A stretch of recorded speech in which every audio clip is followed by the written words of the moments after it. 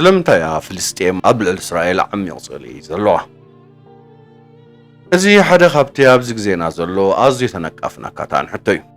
ብድሕሪ እዚ ግጭት እዚ ፖለቲካውን ግዝኣታውን ምኽንያታት ጥራይ ዘይኮነ ንብዙሓት ዘመናት ንድሕሪት ዝምለስ መንፈሳውን ታሪኻውን ጽሩን ኣሎ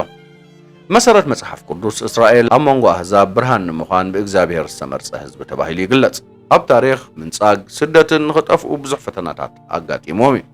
ሎሚ እንተኾነ ብጥፋእታ ዝምነያ ሃገራት ተኸቢባ ኣላ እስራኤል ህላዊኣ ቀፂላ ኣላ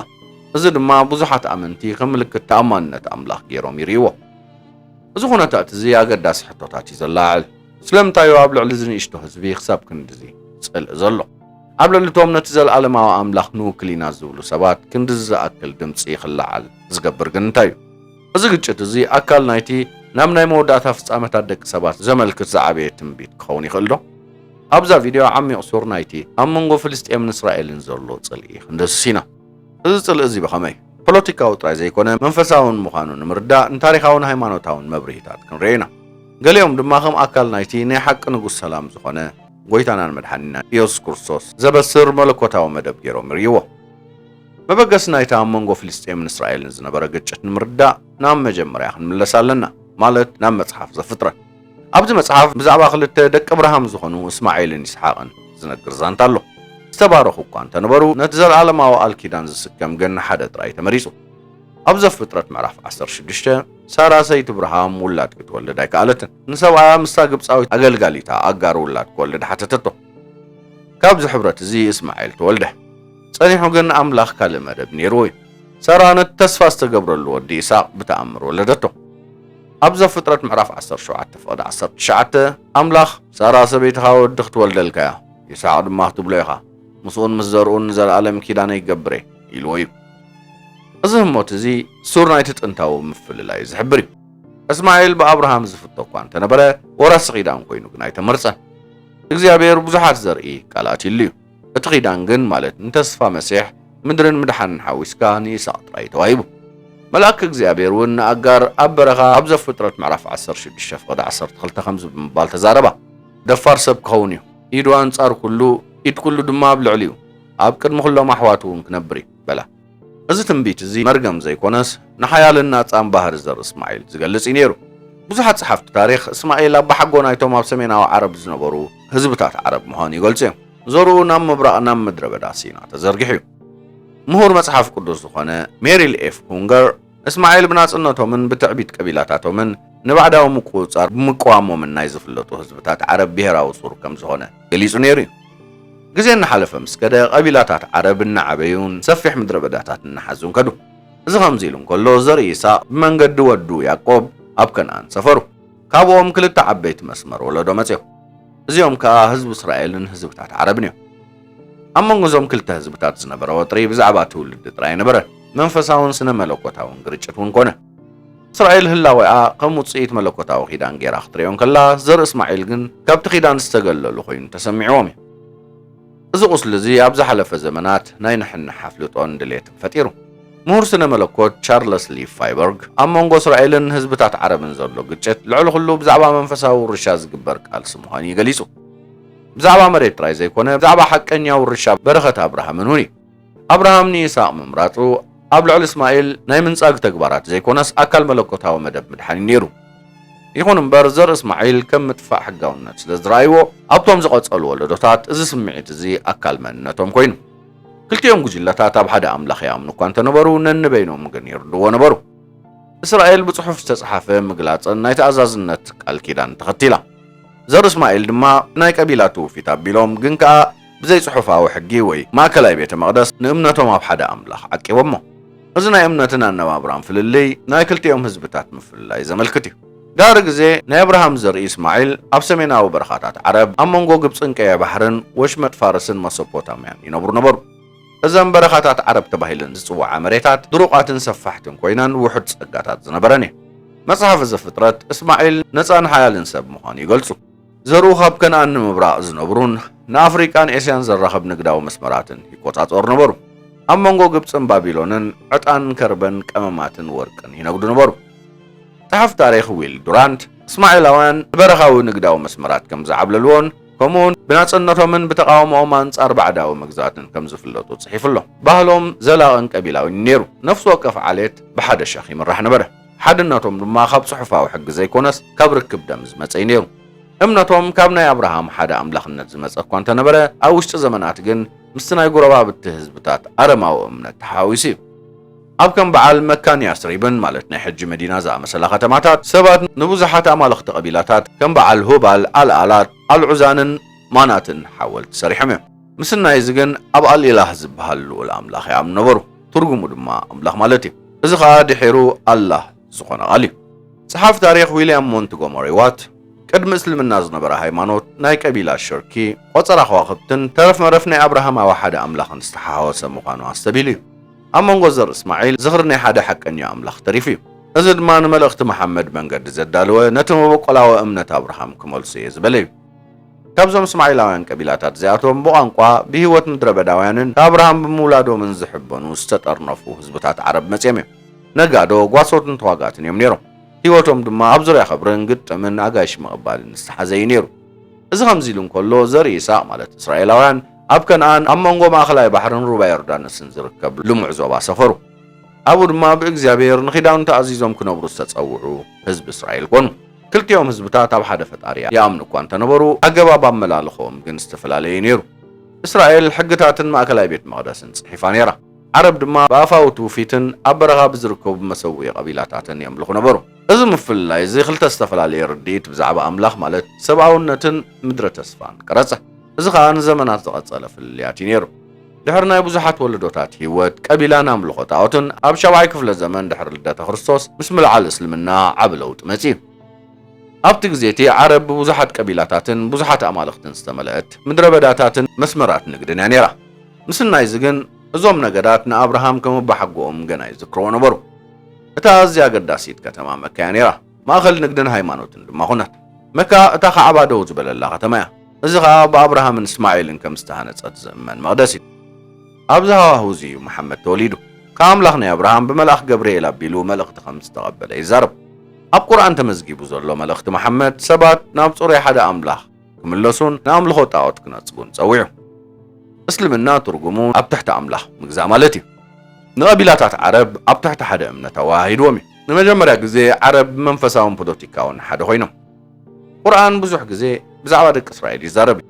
ኣብ መጀመርያ መለኮታዊ ምግላጽ ዝረኸቡ ሰባት ምዃኖም እውን ኣለልያቶም እያ ድሕሩ ግን መሓመድ ካብ መዲና ካብ ቀቢላታት ኣይሁድ ተቃውሞም ዘጋጠሞ እቲ ቃና ተቐየረ ቁርኣን ንኣይሁድ ትእዛዛት ኣምላኽ ከም ዘይእዘዙ ክገልጾም ጀመረ ንኣብነት ሱራ ምዕራፍ 2 ፍቕዲ 47 ከምዚ ይብል ኣቱም ደቂ እስራኤል ነቲ ዝሃብክኹምን ኣብ ኩሎም ኣሕዛብ ከም ዝበልክኹምን መጎሰይ ዘክርዎ ሱራ 5 ፍቕዲ 4 ድማ ከምዚ ይብል ኣይሁድ ኢድ ኣምላኽ ተኣሲሩሎ ይብሉ ኣዳዎም ይተኣሰር በቲ ዝበልዎ ድማ ይርገሙ ሱራ 5 ፍቕዲ 6 ድማ ወሲኹ እግዚኣብሔር ነቶም ዘይተኣዘዙን ቃል ኪዳን ዘፍረሱን ረጊሙን ኣባህባይን ሓሰማን ቀይሮም ይብል ብዙሓት ምሁራት እስልምና ነዘን ቃላት እዚኣተን ከም መጠንቀቕታ ኣንጻር ኣይሁድ ይትርጉምዎን እዚ ድማ መለኮታዊ መጎስ ከም ዝሰኣኑ ይሕብሩ ከም ውፅኢቱ ድማ ገሊኦም እስላም ንእስራኤል ከም ሓድሽ ዝተመርፀ ማሕበረሰብ ከም ዝተክብዎ ካብኑ ጀመሩ ጸሓፊ ታሪክ በርናንድ ሉዊስ ቁርኣን ታሪክ ደቂ እስራኤል ካብ ናይ በረኸት ጽሕፍቶ ናብ መቕጻዕቲ ከም ዝተቐየረ ገይሩ ይገልጽ እስላም ኣይሁድ ሰንኪ ዘይምእዛዝ መለኮታዊ መርገፂኦም ከም ዝሰኣኑን ማሕበረሰብ እስላም ማለት ኡማ ድማ ሓድሽ ወራሲ ኺዳን አብርሃም ከም ዝኾነን ይርድኡ ነበሩ እዚ እምነት እዚ ማለት እታ ምድሪ ነቢያት ዝኾነት ፍልስጤም ናይ ማሕበረሰብ እስላምያ ዝብል ሓደ ካብቲ ኣብ ልዕሊ ህዝቢ ኣይሁድ ዝነበረ ስነ መለኮታዊ ሱር ናይ ቂምታ ኾነ ነቢ መሓመድ ብ632 ዓመተ ምህረት ምስ ሞተ ኣብ ማሕበረሰብ እስላም ሕጂ ንእስላም መን ይምርሓዮ ዝብል ዓብ ሕቶ ተላዒሉ እዩ እዚ ዘይምርዳእ ድማ እስልምና ኣብ ክልተ ቀንዲ ጨናፍር ማለት ሱኒን ሸዓን ክምቀል ምኽንያት ኮይኑ እዩ ሱኒ ተካእ ነቢ ካብቶም ኣዝዮም ጻድቃንን ብቑዓትን ሰባት ክምረጽ ኣለዉ ኢሎም ይኣምኑ ነበሩ ሓደ ካብቶም ናይ ቀረባ ብጾት መሓመድ ዝኾነ አቡበከር ከም ቀዳማይ ከሊፋ መረጽዎ ካብዚ ጉጅለ እዚ ድማ እቲ ዝበዝሐ ጨንፈር እስልምና ማዕበለ እዚ ድማ ን15 ሚእታዊት ናይ ሎሚ እስላም ዝውክል እዩ ሱኒ ዝብል ስም ካብ ሱና ዝብል ቃል ዝመጸ ኮይኑ ትርጉሙ ድማ ትውፊት ናይ ነቢ ማለት እዩ በአንጻሩ ቶም ሺዓ ዝተባሃሉ ካልኣይ ጉጅለ መሪሕነት ኣብ ውሽጢ ስድራ ቤት ነቢ ክጸንሕ ኣለዎ ዝብል እምነት ይነይርዎ እቲ ሓቀኛ ተካኢ ዓሊ ወዲ ሓወቡን ወዲ ሓሙን ንመሓመድ ክኸውን ከም ዘለዎ ይምህሩ ነበሩ ሺዓ ዝብል ቃል ሰዓብቲ ዓሊ ማለት እዩ ዘራ ዓሊ ዝኾኑ ኢማማት ፍሉይ መንፈሳዊ ስልጣን ከም ዘለዎምን ንመለኮታዊ ምግላጽ ብቕዓት ተርጎምቲ ምዃኖም ይኣምኑ ነበሩ። ምስ ግዜ እዚ ምፍልላይ እዚ ናብ ዓበይቲ ሃይማኖታውን ፖለቲካውን ፍልልያት እናዕመቐ ኸደ። ሱኒ ናብ መላእ ዓረብ፣ ሶርያን፣ ግብፅን ሰሜን ኣፍሪካን ኣስፋሕፊሕ እዩ። ሽዓ ብቐንዱ ኣብ ኢራን፣ ዒራቅ፣ ባህሬንን ሊባኖስን ዱልዱል ማሕበረሰባት ኣቒሞም። ክልቲኦም ጉጅለታት ቁርኣን ዝኽተሉ እኳ እንተኾኑ ብሃይማኖታዊ ስልጣኖም ግን ብዛዕባ ፖለቲካዊ ስልጣን ዘለዎም ርድኢትን ይፈላለዩ እዮም። ዋላ እኳ ዘይምርዳእ እንተሃለዎም ሱኒን ሸዓን ሓደ ናይ ሓባር እምነት ኣለዎም። ንሱ ኸኣ እቲ ንእስራኤል ዘለዎም ተቃውሞ እዩ። بعين إسلام مفتار هاجر إسرائيل أبشح نشعت 148 كم بده الأولوية أملاك بالعلم مريت إسلامي تراي مهورات إسلام مريت فلسطين بالله نمحبر سب إسلامنا 5 توهبت تامنا وحوانات حزومي مهورس لزنبرو زغنا إسلام زي كونه حزبي غزا يبلو نايما كلاي زمن مهور التباري أب نفسير مالت قرآن وحتى خمس بال صحيح الله እግዚአብሔር ካብ ደቂ እስራኤል መጎሱ መሊሱ ንሰዓብቲ ነቢ መሐመድ ሂቦም ኣሎ ስለዚ ኣብ ልዕሊ ምድሪ ዝነበሮም ግዝኣት ኣብቅዑ እዚ ንዘመናት ኣብ ኣብያተ እስልምና ዝመሃር ዝነበረ እምነት ምምላስ ኣይሁድ ናብ መሬቶም ፖለቲካዊ ጥራይ ዘይኮነስ መንፈሳዊ ምላዓል እውን እዩ ዝብል ሓሳብ ይፈጢሩ ማለት ከም ኣብ ልዕሊ ኣላህ ዝፍጸም በደል እዩ ኣብ ዘመናዊ ዘመን እዚ ሓሳብ እዚ ብሓሰን ኣልባና ዝተባሃለ ግብፃዊ መስራቲ ማሕበር ኣሕዋት እስላም ኣብ 1928 ዓመተ ምህረት ተቐባልነት ረኺቡሎ إسرائيل أو أكل إسلامنا أصليا أتوصل دما مستفاد رايز حويلو نيرو كابتهم موتي أجميرو أتجتش كم جزء أو قد راي تراين إسرائيل كم بوليتيكا وصلات رايز يكونه كم منفساو تغنان بمسأل هايمانو تاون سنة ملكو تاون كالصغنة سلازة أبلغ الحزب أيهود سنة برق إمتاب زمنا أو بوليتيكا زي كونس بتنتاو هايمانو تاو ترجمات قرآن يجميرو إسلام أو توفيت نزان تابرهام إسماعيلن داغ ما يترجميم نزار إسماعيل كم حكنياتات ورست ملكوتاو مغوصا غميتو إغزابيرنا يهود نسيقو نسعبت محمد مريسوس بالإمنات كساب لهم نزغط صلزالو صلي الدلاديلي بدحر زنا لهم بوليتيكاو قاعد حدث انتاو منفساو قريتشتالو إزغا تستمر حزبي من مخانون بتان أبراهام استمس أبعت مريت نايب حق من مخانا زبل كالسيو أبسوا عامة مهرت روماوان يورساليم أطفوه منادق تختما فريسو بيت مقدس سقاتيلو حزب أيهود ما ملا علم تبتاتنا إذا فتصامي زي نتام ماتيوس 24 فقد خلت زلو تنبيت إيسوس كريستوس فتصمينيرو أبو دما خمزي لله نايبا قبلكم على اللغو أبزا حدا أمني أبلع لخالق أمني يكترفني نفس وكف كدربيو كابتا معلتي أجميرو دما دياسبورا أيهود تجمره دارغان شدش زمانات دبر بيت مقدس عنا خوين سنه أيهود دما بخسارهم حزنون نيورساليم كتمله تصلين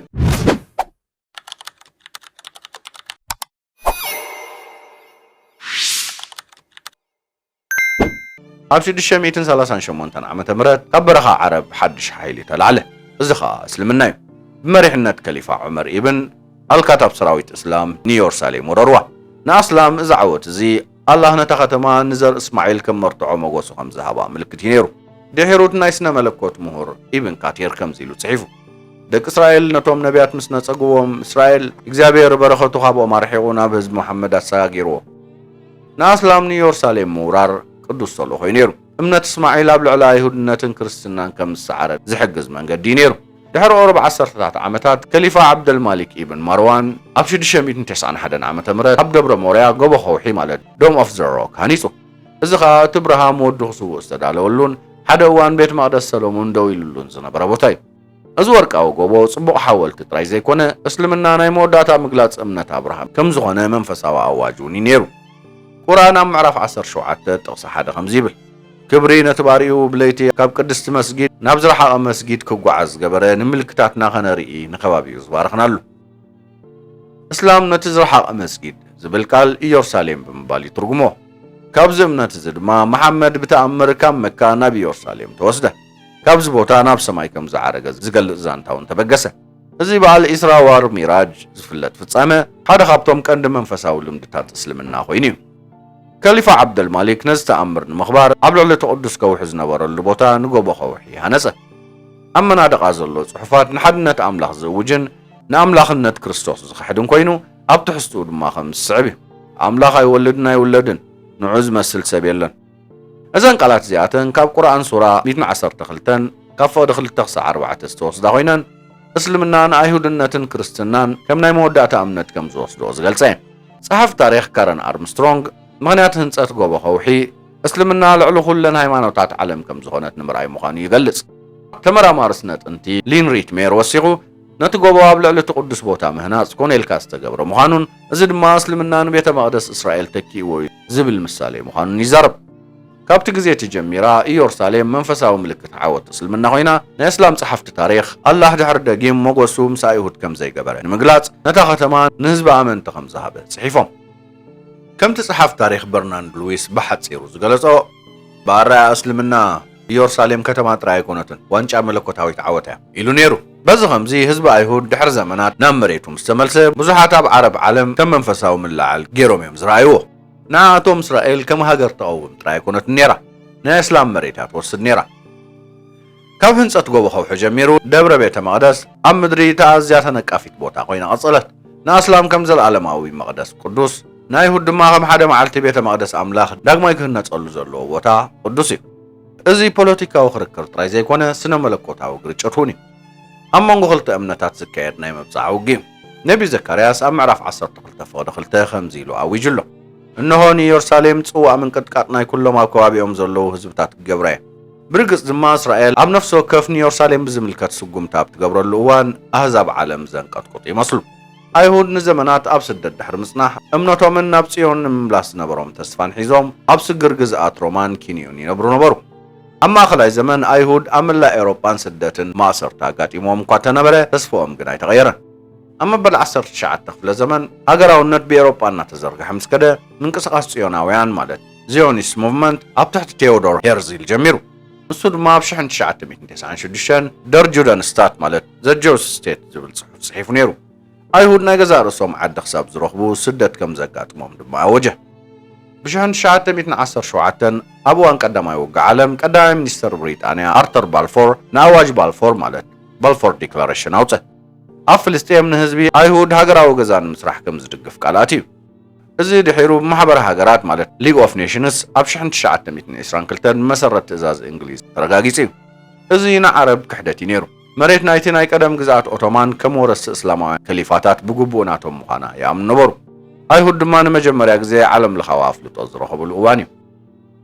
ጸሓፊ ታሪክ ማርቲን ግልበርት مملاس أيهود مجزأت زي كونس أما صحف قدسن صلوت أيهود نستمرترتت تنتاو مبصعة مفتصام مهاني قلت أبضغط صلو عصرات عمتات مع بلا يهوداويان سدتنياتات ناف فلسطين تملسة نتا مدر دما داق ما يهانسوا نقام كو إبرايس داق ما يبرابي رمو حدث محبر السوار دما مسرطو يون مبر بزها أيهود ناوسا خمس كده تقاوموا عربون ناوسا خمسة عمت النعب ناوسا خده انت اللايتي بشان شعات ميتن إسران شعاتن أب كيبرون صفت سما غطلت بزحات أيهود تغطيلهم أب شان شعات ميتن 40 شعاتن حبرات هاجرات فلسطين أب كل التهاجرات كتمكال حسب عربه إذا غا تحنتنا يا أيهود تخليت دماني عرب كتكون زبلينيرو أيهود تقبلوه عرب جنة نتسقوه بعصر 4 قنبوت شان شعات ميتن 40 شمونتن داويت بين غوريون ناس إنت إسرائيل أوجه نصبحيتو حموش تهاجرات عرب زغنا جبسي سوريا ليبانوسن يوردانوسن عراقن ورلا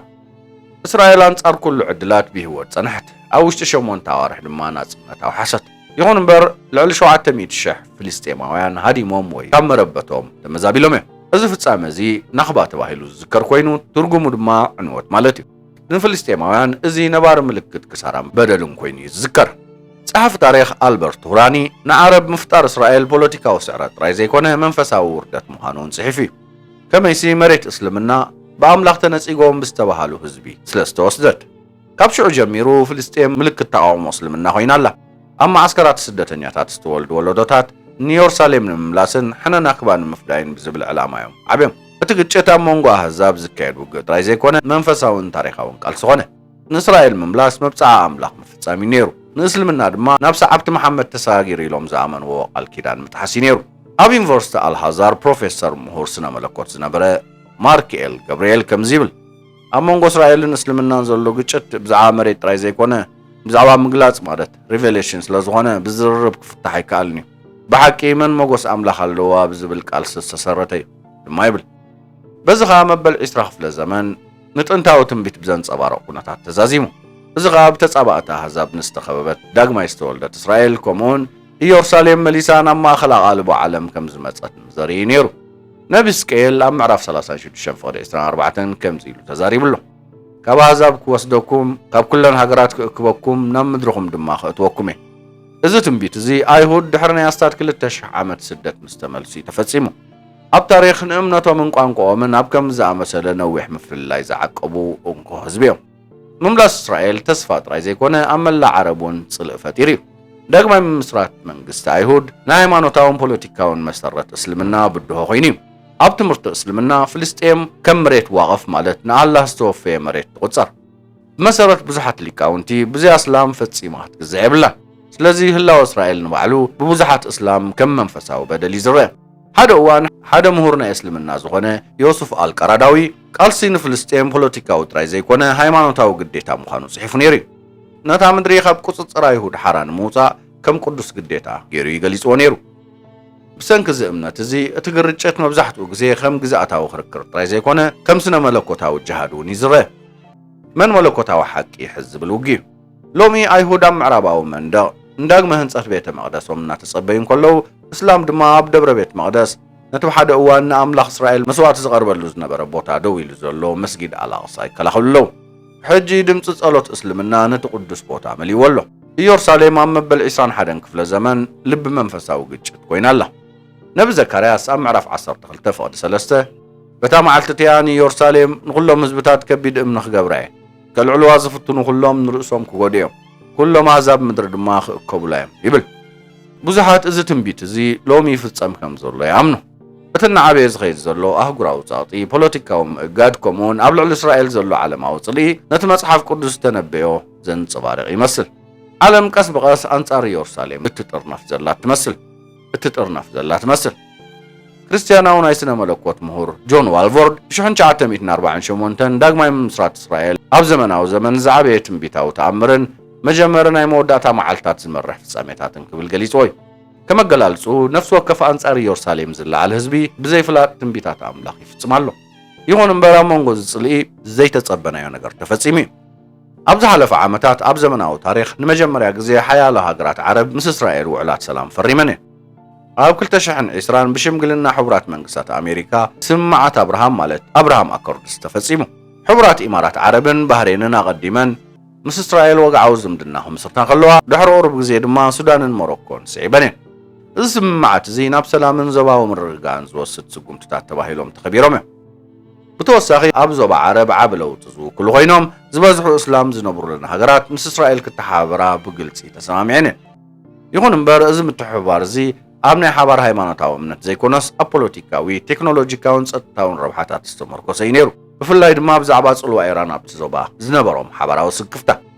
ናይ መጽሓፍ ቅዱሳዊ ትንቢት ክኢላ ፕሮፌሰር ቻርልስ ዳየር ኣብ ማእኸላይ ምብራቕ ዝካየድ ስምምዓት ሰላም ብፖለቲካዊ መዳይ ጥራይ ዘይኮነ ብትንቢታዊ መዳይ ትርጉም ዘለዎ ምዃኑ ገሊጹ ነይሩ። ከመይሰ ኣብ መጽሓፍ ዳንኤል ተገሊጹ ከም ዘሎ ኣብ መጻኢ ኣብ መንጎ ጸረ ክርስቶስን እስራኤልን ዝግበር ቃል ኪዳን መንገዲ ከዳሉ ይኽእሉ እዮም። እዚ ስምምዓት እዚ ምፍልላዩን ኣስዒቡ እዩ። ገሊኦም ከም ተስፋ ዝህብ ምልክታት ሰላም ክርእይዎ እንከለዉ ገሊኦም ከዓ ከም ጥልመት ገይሮም እዮም ዝርእይዎ ነይሮም። ብዙሓት ሃገራት እስላም ነተን ፈረምቲ ሃገራት ንጉዳይ ፍልስጤም ከዲዕኸም ብምባል ኮኒነኖም እየን። ኣብ መላእ ጋዛን ምዕራባዊ ገማግም ባሕርን ተቃውሞታት ተዘርግሐ። ገለ ኣኽረርቲ ጉጅለታት ድማ ነቲ ስምምዓት ሓድሽ ክሕደት ናይ እስልምና ብምባል ይሰሚዎ። ይኹን እምበር ብዙሓት ኣካላት ኪንዮ ፖለቲካ ዝዓመቖ መንፈሳዊ ትርጉም ከም ዘሎ ይኣምኑ። ነቢ ዳንኤል ምዕራፍ 9 ፍቕዲ 27 ብዛዕባ ሓደ ዝመጽእ ገዛ ይዛረብ። ንሱ ንሓደ ሰሙን ምስ ብዙሓት ቃል ኪዳን ከኣቱ እዩ፣ ኣብ ፍርቂ ግን ክፈርስ እዩ። ገሊኦም ነዚ ኣብ መወዳእታ ዘመን ብዛዕባ ናይ ሓሶት ስምምዕ ሰላም ዝገልጽ ትንቢት ገይሮም ይትርጉምዎ። ስለዚ ነፍሲ ወከፍ ንእስራኤል ናብ ሰላም ዘቀራርባ ውዕል ብገለ መንገዲ ነዚ ናይ መወዳእታ ኺዳን መድረኽ ዘዳሉ ክኸውን ይኽእል እዩ። ስምምዓት ኣብርሃም ንፖለቲካዊ ካርታ ማእኸላይ ምብራቕ ቀይሩ እዩ። ነቲ ገሊኦም ትንቢታዊ ሰዓት ዝብልዎ እውን ዘሰጉም እዩ። ካብ ሓደ እዋን ብጸላእቲ ተኸቢባ ዝነበረት እስራኤል ሕጂ ምስቶም ኣብ ሓደ እዋን ከጥፍዋ ዝምነዩ ዝነበሩ ውዕላት ሰላም ትፍርም ኣላ። እዚ ስምምዓት እዚ ሎሚ ከም ዲፕሎማስያዊ ዓወታት እኳ እንተተረኣየ ሓደ መዓልቲ ቃል ብቓሉ ንመጽሓፍ ቅዱሳዊ ትንቢት ክፍጽም ይኽእል እዩ።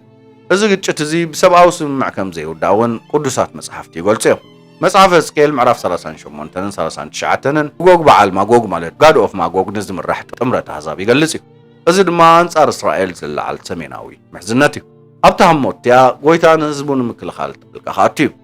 ነቢ ዮኤል ምዕራፍ 3 ጥቕሲ 2 ንኹሎም ኣሕዛብ ኣኪበ ናብ ጎልጎል ዮሳፋት ከውርዶም እየ፣ ኣብኡ ድማ በቲ ንርስተ እስራኤል ዝገብርዎ ክፍትኖም እየ ኢሉ ይውጅ። እዘን ቃላት እዚኣተን ናብቲ ናይ መወዳእታ ውግእ ኣርማጌዶን የመልክታ። ብፀረ ክርስቶስን ናይ ሓሶት ነቢይን ዝተታለሉ ኣህዛብ ንሑሪ ህዝቢ ኣምላኽ ከጥፍኡ ከም ዝኽእሉ ኣሚኖም ኣንጻር ህዝቢ ክጥርነፉ እዮም። ሽዑ ግን ሰማያት ክኽፈቱ እዮም። መጽሓፍ ራእይ ምዕራፍ 19 ፍቅዲ 11 ሰማይ ተኸፊቱ እንሆ ጻዕዳ ፈረስ ረኣኹ እቲ ተቐሚጡ ዝነበረ ኣቦ እሙንን ሓቀኛን ተባሃለ ብጽድቂ ድማ ይፈርድን ይዋጋእን ይብል። ኢየሱስ ክርስቶስ ከም መስዋዕቲ ገንሸል ዘይኮነ ከም ንጉስ ነገስታትን ጎይታ ጎይተቱን ኮይኑ ክምለስ እዩ። ንእስራኤል ክከላኸልን ኣብ ኢየሩሳሌም ናይ ዘለኣለም መንግስቱን ከጽንዕ እዩ። ክርስቶስ ምስ ተመልሰ ጽልእን ውግእን ደው ክብል እዩ። ንብዓት ክድረዝ እዩ። ደብረ ቤተ መቕደስ ክነጽህ ኢየሩሳሌም ድማ ክትሕደስ እያ። ካብ ጽዮን ሕግን ቃል እግዚኣብሔርን ናብ ኩሎም ኣሕዛብ ክወጽእ እዩ። ኢሳይያስ ምዕራፍ 2 ፍቅዲ 3 ከምዚ ክብል ይዛረብ። ብዙሓት ህዝብታት መጺኦም ንዑ ናብ ከረን እግዚኣብሔር ናብ ቤተ ኣምላኽ ያዕቆብ እንደይ ብመንገዱ ምእንቲ ክንመላለስ መንገድታቱ ክምህረና እዩ ክብሉ እዮም። እዚ መብፅዓ ምስ ተፈጸመ ኣብ መወዳእታ ሰላም ክነግስ እዩ። ምክንያቱ ተሓቀኛ ንጉስ ሽዑ ስለ ዝምለስ። ክቡራት ተኸታተልቱ ፌሪን ሎሚ ሒዘልኩም ቀሪበ ዝነበርኩም መንፈሳውን ፖለቲካውን ትሕዝቶ ዘለዎ ስለምንታዩ ፍልስጤም ኣብ ልዕሊ እስራኤል ዓሚቕ ጽልእ ዘለዋ ብዝብል ኣርእስቲ ዝተዳለወ መደብ ነይሩ። በዚ መደብ ዓጊብኩም ክትኮኑ ተስፋ ይገብር። እንተዓጊብኩም ላይክ ግበሮ፣ ሼር ብምግባር ድማ ናብ ካልእ ኣካፍልዎ እናበልኩ ጽባሕ ብካልእ ትሕዝቶ ራኸቢና ክሳብ ሽዑ ድማ ኣብ ዘለኹሞ ሰላም ጥዕና ቅሳነት እናተመነኹ ክሳነበተኩም ቻው።